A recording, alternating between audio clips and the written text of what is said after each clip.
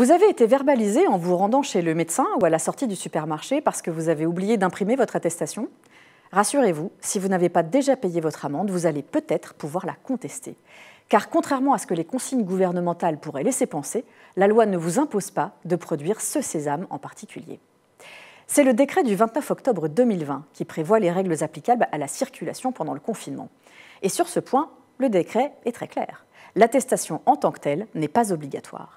L'article 4 du décret exige simplement que vous vous munissiez d'un document permettant de justifier que le déplacement entre bien dans le champ de ceux qui sont autorisés.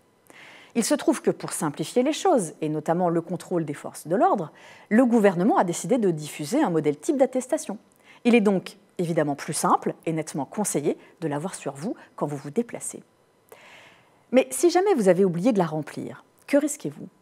Eh bien, en théorie, rien si vous pouvez produire tout autre document justificatif.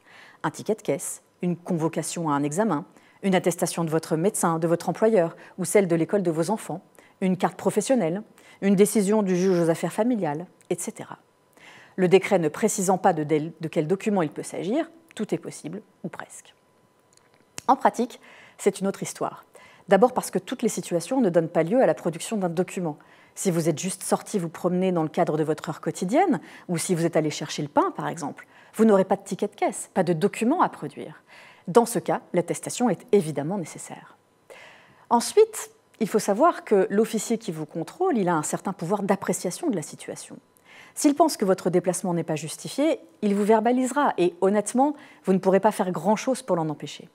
Dans ce cas, une seule chose à faire, garder son calme et attendre que l'avis de contravention arrive à votre domicile. Et là seulement, vous pourrez contester. Comme pour n'importe quelle amende forfaitaire, le plus simple, c'est de le faire sur le site entaille.gouv.fr.